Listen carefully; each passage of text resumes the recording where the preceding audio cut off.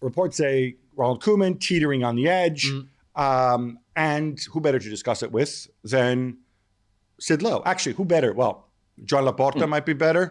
Ronald Koeman himself might be better. But since they're not coming on, let's talk to Sid instead. But Sid, before we get to Barcelona, beaten, of course, by Benfica, I want to ask you, and our friend Filippo Ricci put this out in a tweet, trolling Spain. 10 games played by Spanish teams, 4 defeats, 4 draws, 2 victories, one kind of jammy last-ditch win by Real Madrid over Inter, and the other one, a referee and VAR-aided victory by Atletico Madrid over Milan. Now, normally, I put zero stock in this because every game's a different story and because it's a small sample size and whatever. But media love to run with this crap. So let me ask you, are people in Spain talking about this? Have they noticed?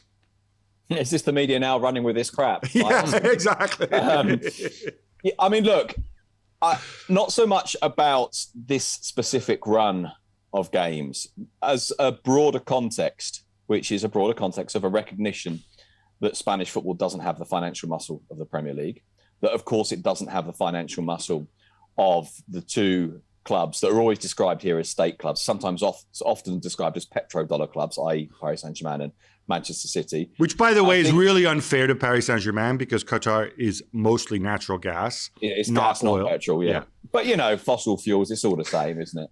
I think there is a belief that Spanish football has a problem financially in that sense. I think there is a concern that the Premier League could end up leaving La Liga behind. Of course, this was part of the reason why Madrid and Barcelona clung so firmly to the idea of the Super League, because I think they thought that their ability to continue to generate would be through closer alignment with the other big European clubs rather than closer alignment with the other Spanish clubs.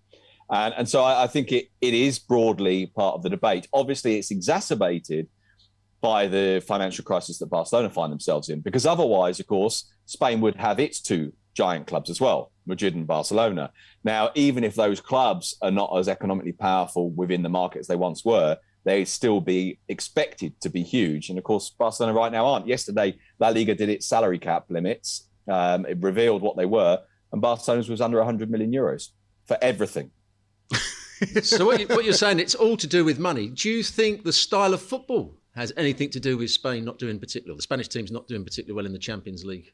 That is part of the debate as well, yeah. The money obviously is if you like the underlying cause, but part of the debate is also about stylistic, the shift in football, whether it's more athletic now, whether it's more direct, whether Spanish teams don't do that enough. In particular, of course, that becomes a debate with Barcelona because of this idea that they have a philosophy, that they have an unshakable identity that can't be changed. And that creates a debate where some people think that there needs to be a break from that, and others think, no, the worst thing we can do now is lose this. We need to remain true to it and faithful to it. But there's definitely a sense of football shifting. And actually, this can perhaps be seen in Carlo Ancelotti, who's come to Real Madrid this time around with a greater focus on the defence, at least in terms of what he's saying, because what we're seeing on the pitch so far doesn't bear that out, because defensively they're very poor. But he keeps talking about it, and a greater focus on the physical preparation. And we saw that, of course, at Real Madrid as well with the return of Antonio Pintas as the fitness coach.